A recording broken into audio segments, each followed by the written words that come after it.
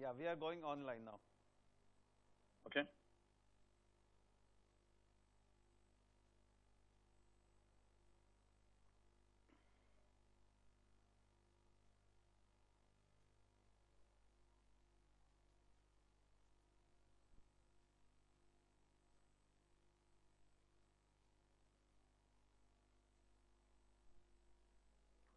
Good afternoon, friends. I am Rotarian Sanjay Shah from Rotary International District 3140. I welcome you all for the video chat on future of e-clubs. Friends, our district is inaugurating the first Rotary World Congress on e-clubs. As part of this program, we are having this video chat, and I invite you to join us, Skype us, the details are on screen. We also have a senior Rotarian, a very young and dynamic past DRR, Pankaj Patharford with us, who will share his views about the e-clubs. Many Rotarians world over feel that Rotary future is in e-clubs. So let us understand how we feel. Pankaj, you can take us just behind some back journey of history of Rotary e-clubs, how people conceptualize and how it has gone ahead. So thank you very much, Sanjay, and congratulations on kicking off such a successful Congress. I think this is the way forward. And as I was waiting to be beamed on, I just tweeted saying future has happened, because I think what we are doing now is future has happened and future is now. And you did talk about it, you alluded to it, and that's probably the reason why Rotary International many years ago, a few years ago, if not many, but started to think about how to target that population of youth who really wants to make a difference, but for professional reasons or personal reasons might not be able to, meet the construct of a regular club meeting. So how do you reach wider? How do you become a global citizen? And I think that's really what e-clubs is all about. How do you become a Rotary family member and a global citizen? Rotary District 3140 took that step a couple of years ago and started e-clubs. I'll be candid and honest in saying that I think we have learned our lessons through that journey. We have had some great successes. We have been able to bring in, colleagues who are global citizens to be into the Rotary fraternity because of the e-club structure. So clearly, it has proved its construct, and I don't think it should leave doubt in anyone's mind as to why not e-clubs or why e-clubs. But we also learn our lessons. For example, if you look more specifically at the 3140 experience, I think there needs to be a combination of some amount of connect into the Rotary in terms of meet connect. And I think it's very similar to the conversation that we typically have in terms of how do you stay on top of a social media, digital, and yet how do you emotionally connect? And I think e-clubs is a brilliant construct where you can do both. And that, I would say, has been the 3140 experience so far. We are still young as compared to some other e-clubs, but I think we have enough experiences to learn, share, and talk more. So how many clubs have been, if you rough idea that how many clubs per district as such? I understand you can have 2 e-clubs per district, but is there any change currently that you can have more or less? How it is? What is the world scenario of e-clubs as the moment? So my take on this, right, and I'm not necessarily an expert, so I would learn through this Congress as well. Okay. I think my take of is that there is no restriction of number of clubs in a district. Okay. The fact that our district itself has 4 that I can quickly relate to. Okay. I also think the concept of an e-club is almost to break boundaries. So e-clubs is a brilliant another example of going global, across cultures. Almost, leading the way when it comes to diversity and inclusion and all combinations, including the global citizenship. So I think, to best of my knowledge, I don't think there is any limitation on how many e-clubs can a district have. Okay.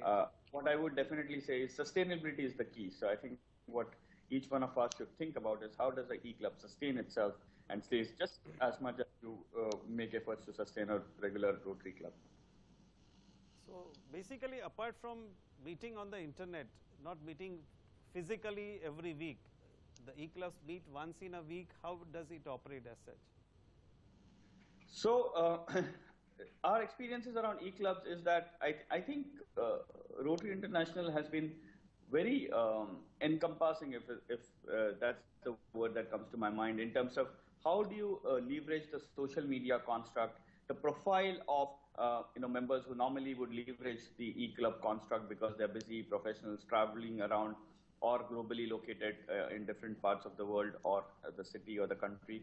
So there is a construct where you can have a formal meeting, you can have an infrastructure where the meeting is left open for others in different time zones, or depending on the convenience to kind of give their comments. You could have spotlights where you could invite, like this session where, we are not in the same place, we are in completely different locations, but we're still interacting as much as, one would in a traditional Rotary meeting. And you can see me, I can see you, we can ask, chat. So no different except that I can't shake hands with you physically, right? But I can still wave to you. Yeah. So I think that's really the construct that e-clubs work with. You can also bring in video. There is infrastructure. So for example, again, Rotary District 3140 has kind of started to pilot with some of the infrastructure that we have that we can offer to infant e-clubs who are just taking their first initial baby steps into that journey.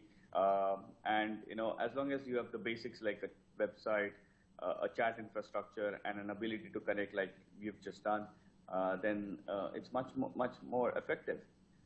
The only other thing I would say, Sanjay, is we are also toying with the idea of, as we learn, it's almost like a baby step, and then you suddenly start to crawl, and then to walk, and then to run.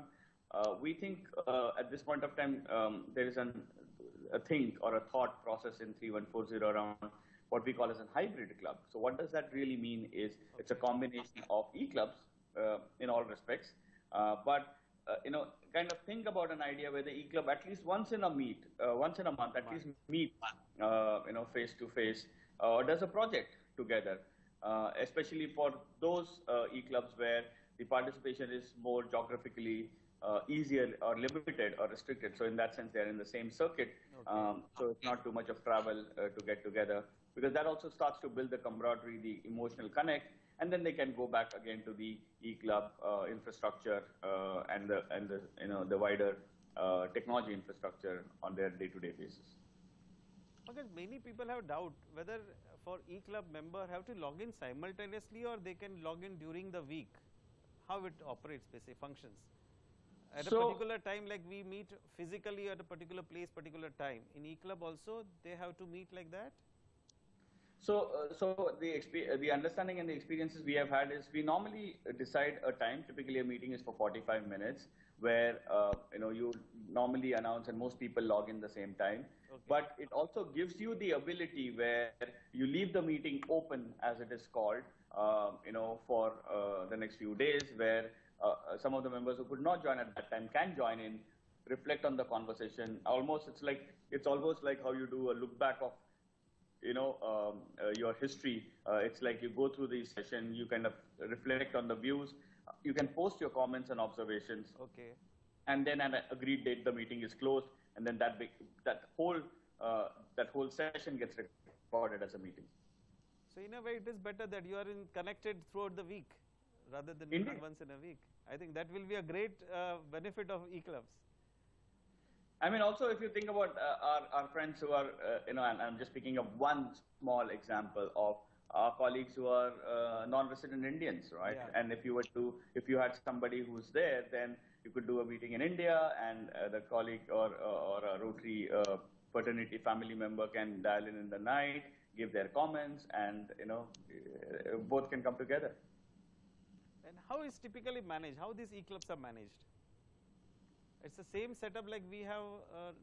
So no different, except for the e-infrastructure that goes in, okay. And therefore one could think about, you don't need regular meeting place, but you will still do projects.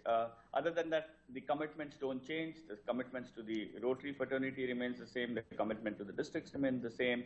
Your fees have to, be commensurate to the infrastructure cost that you have, whether it's running the infrastructure in this case, or the projects you run, your TRF commitments or your commitment to TRF is unchanged. So it's absolutely same as any other Rotary club, except that you leverage the technology infrastructure. Don't meet in one place face to face. Like I said, you don't get to shake hands, but you can still wave at each other over a video. So Pankaj, being a Rotarian, you have experienced the regular club meetings also and the e-club meeting. How you say that, where there lies the opportunity for e-clubs as such? Which area you feel will be a reason where the e-clubs will grow? So they give time constraint? I think so. I think, like an investor advice which says that I'm not, this is absolutely my personal opinion. Okay. With that caveat say, Sanjay, I think the future is e-clubs. I genuinely believe so. Not because I'm on this conference, but because I think that is how the world is heading to. If you really want to tap them young, if you want to, bring the young, high energetic, and talent pool into the Rotary fraternity, and that pool is mobile. They are, professionals who have to be in different parts of the world or cities.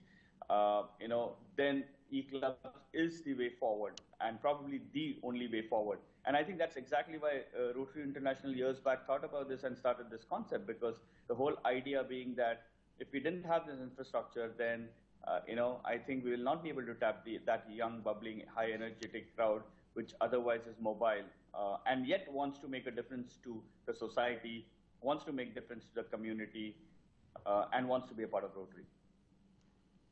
Okay, we are talking about youth, that you should join Rotary. Can you say what youth will benefit coming to Rotary and being part of e-club? We know that, okay, we want them to join. Some don't join because they find time constraint, they are traveling, too busy in their own affairs, they are developing careers and other things. Do you see any benefit of Rotary youth joining Rotary and joining future e-clubs? I think, if, my take of it, again, very personal take of it, is that the youth of today is challenging. Youth of today has much wider experience and exposure globally, internationally, and youth of today wants to make a difference. They are more committed to making difference. I think youth of today also professionally settles at a much earlier and a faster pace than probably the past, is one of the, I was reading this somewhere else on stats, and that's what it is. And if that is true, then, a youth with that emotional connect and professional commitment will want to do something for the society at large. The constraint that the youth has is because in this dynamic, busy global world, you're most time traveling, or you're working different hours, or you're working in different time zones. And I think that is the advantage of e-clubs. I mean, all of us should be able to relate to the fact that we are all global citizens, right? I mean, 2 generations back, if I think about how many people travel in India, abroad, must be very handful, right? Very few in that sense.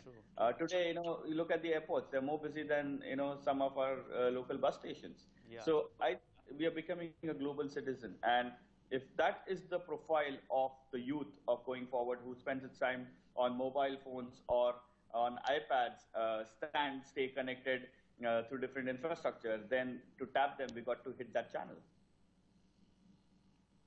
So what way you are visualizing to increase membership in e-clubs? Being a force behind our district e-clubs, how do you visualize that? How you will think of increasing the membership? Oh, some of it is very easy, Sanjay. So, for example, returning youth exchange team members, RYEs, we should tap them. Rotractors, brilliant source of, induction into Rotary or pipeline. Alumni, right?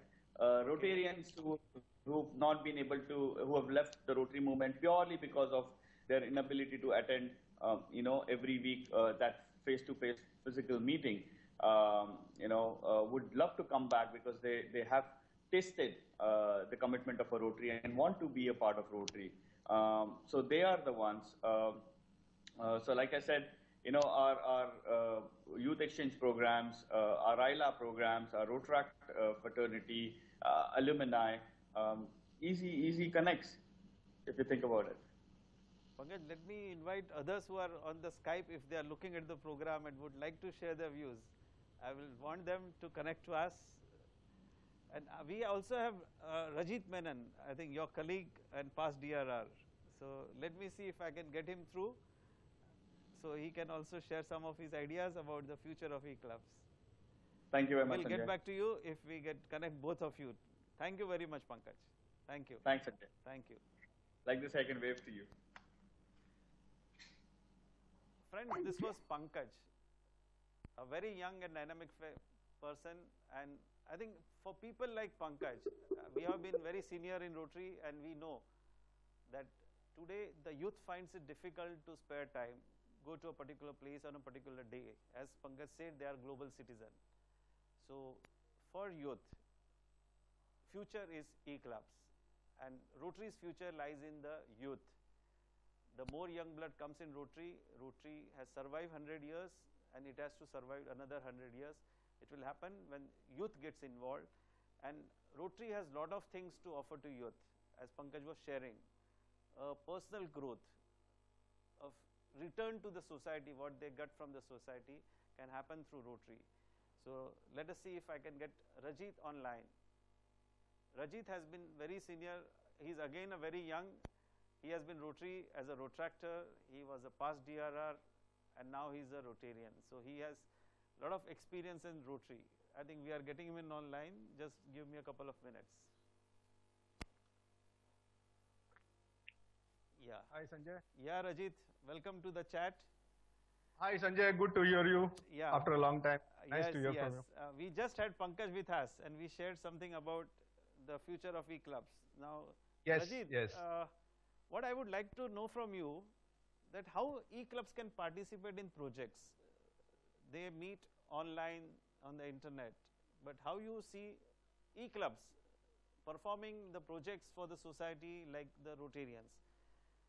What way you feel they can? So, Sanjay, personally I feel that an e-club that Rotary has conceived for the last about 10 years has been from a perspective that it's not different from any traditional Rotary club. It's basically a technology enabler for people who have got constraints of time and things like that. Having said that, all the other rules, regulations and projects and everything remain same. Somewhere I was of this reading where it said that every Rotarian who is a part of the e-club, at least the Rotary E1, they have a 12-hour quarterly kind of project which they need to participate for Rotarians who are a part of the Rotary E1, which is, I guess, the first club which was made under the Rotary International project of e-clubs way back, I think, in 2001, 2002. Having said that, I see that future of Rotary e-club is more on the hybrid, particularly if I speak from India. I wouldn't be able to speak for the other nations, but as a country where we believe fellowship is much bigger and higher and we like to meet people, I think hybrid model rather than 100% e-club would work. So when you're doing a hybrid where you do a once a month meeting or a project, I think using technology, today there is so many things that is happening in technology. You know, we are already seeing Amazon, Flipkart, Snapdeal doing great in India, which means people are buying left, right, center on online. They're all talking on WhatsApp and things like that. And you have any challenges that happen, which is in the form of a flood or a famine or anything that happens, you're already aware because your WhatsApp gets flooded with messages saying, don't go by this way and that way. So when it comes to community service, I think technology can be used by all the members who are members of the e-club, either sitting at their own home by ensuring that information is passed at the right time and help is reaching to whoever it is concerned. Now, whether they're all coming together physically or whether they are sitting and doing it on their own, my bottom line take on this is that the job has to be done. And I guess the current name of the game is speed, and technology enables it, I would say. In fact, also what I... Yeah, go ahead. No, I was also saying, also I would say that because by having an e-club, the world is your domain. I mean, the whole world is available for you. So you have your network across. So a lot of contributions can be brought up to the TRF, I would feel. Okay. Because you could write to, or you could email or WhatsApp to your network about the good work that Rotary does. And Okay. accordingly, you could probably crowdsource money, not only for TRF projects, but or any specific project. I think that is something that I feel because internet is so vast, because it could be viral and it could be at a speed of light, I guess you could bring in a lot of money to the TRF and other projects. And once you have the money and resources will definitely follow, whether it is going to be used in Africa or whether it is going to be used in some other countries which need it. I guess the end of the day is that you've got through people to come together Okay. and do projects at places by either funding them or asking some friends to go and help them there. Rajit, just to add to you, because I personally feel, see what Rotary needed as such, we have been talking that we need a good PR. We do a lot of Right. good work, but many people feel that it's not visible or people don't know. And the e-clubs have an edge over it, because being a media savvy, they can use the latest social medias and other new ways of public relations and really make their projects seen in the community. So how Absolutely. do you look at it?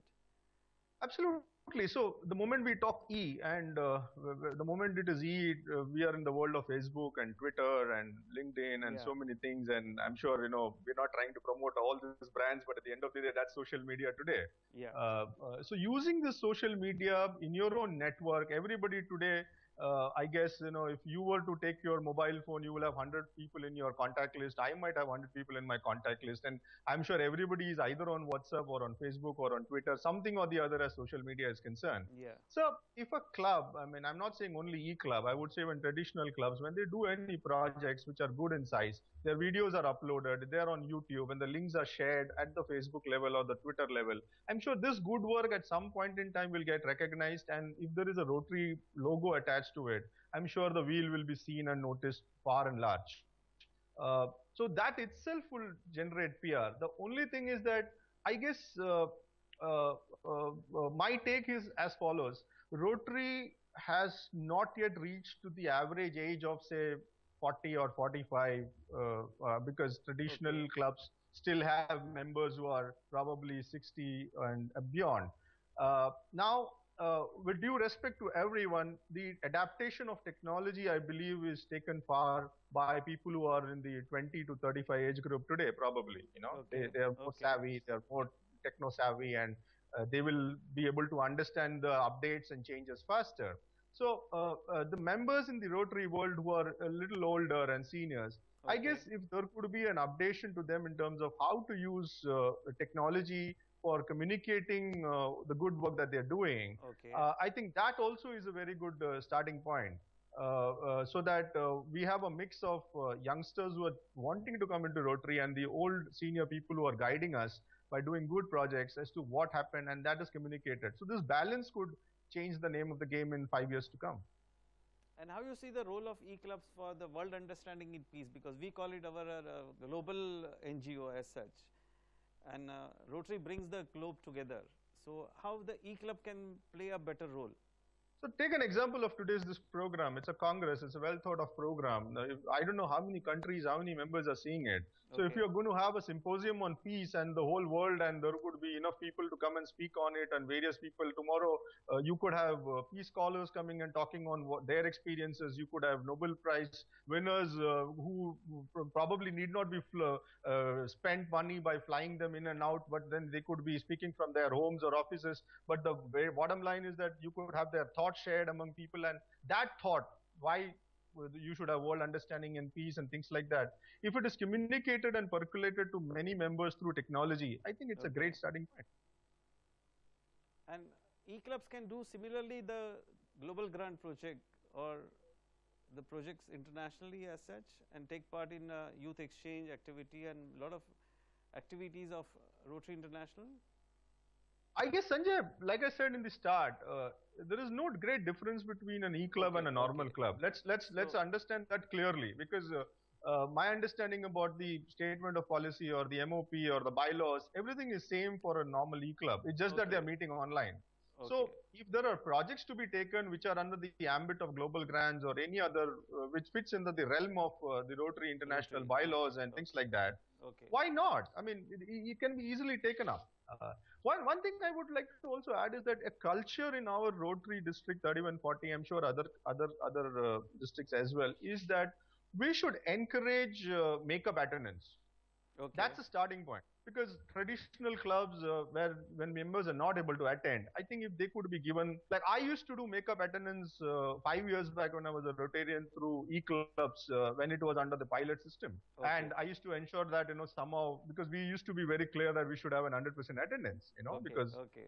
one of the main aspects of being a Rotarian is also to have proper attendance and participation in projects.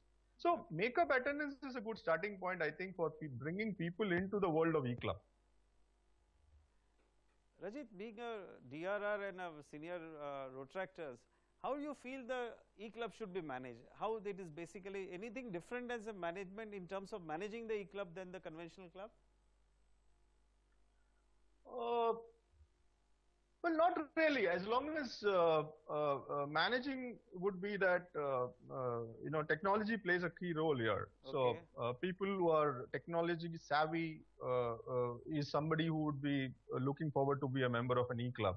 Okay. Well, I'm not sure. I'm not saying that people cannot adapt. Once you adapt and you are good on technology and savvy towards it, I'm sure you could be a participant to e-club.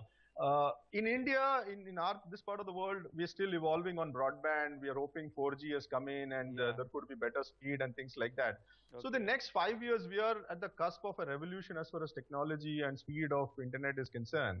So I guess as that increases, the ease to do meetings or discussions and group chats and video calling and everything will be easier, because it's a little put off when you were doing a call and suddenly you get dropped. You're going to say something and then you get dropped, means you don't like it, and that's where we are in this country today, infrastructurally. Yeah. But if you are overcoming those things, I think we as India, I would say, I'm sure the Western world is far ahead in terms of the broadband speed and things like that. So they will have a better way of doing chats and things like that. But I guess there are various other options as well. I mean, there are Google Hangout, and like we're doing it on Skype today.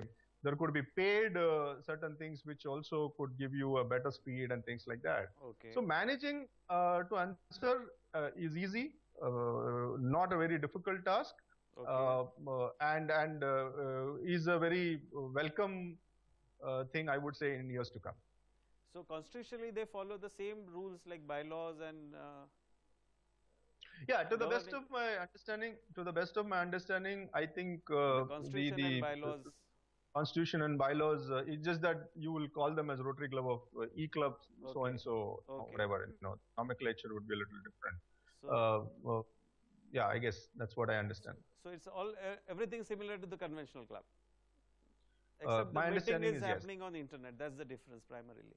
Well, like I would like to always use the word, e-club is only a technology-enabled thing. Rest everything as of now remains same.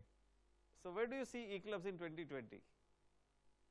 Maybe after another 5-6 years. I would go to the extent of saying that there is a possibility, probably by 2020 or another by 2025, that there would be some traditional clubs who will decide to go and say that let's become an e-club. Okay. So the governor because, should be the onus lies on the governor whether he would like to. So Sanjay, just imagine in the millennium year, I'm going back 15 years, 99, 2000. Yeah. Nobody even knew about what is internet. Nobody knew about e-club. Just 15 years down the line, we are having a conversation on e-club, right? Right. I would say by 2030, at least 15 years from now, there would be definitely traditional clubs who will say that it's easier to do a e-club meeting, particularly in cities which are metros like Mumbai, where if there is a challenge on cost and infrastructural things and everything. And plus I would say, if you have to kind of manage time because everybody is busy in a city like Mumbai, and I would say Delhi or other places like Chennai, and I would take more names, but then there would be this feeling among members that let's keep connected to each other. God knows tomorrow your mobile phone is going to be everything. I mean, you will be walking, sleeping with the mobile phone, and you will be connected. and you are doing meetings and you are talking to people, and you could have a speaker who will be sitting in the US and giving you some information on the new trend, and all members are listening to him. So why not a traditional club go to that? I'm taking to that extent. So I think a great future lies in the e-club. It's just that how well we adapt and how infrastructurally we are going to be equipped as a city, as a country, and even other places in the world will make a difference to the speed at which it will be adapted. Thank you very much, Rajit. Pleasure, Sanjay. Thank you very much. Friends, this was Rajit and Pankaj. I invite you all to be part of the World Congress, first World Congress of E-Clubs, which is going to be inaugurated tomorrow. RI District 3140 is holding the first ever World Congress of Rotary Youth E-Clubs. Thank you very much.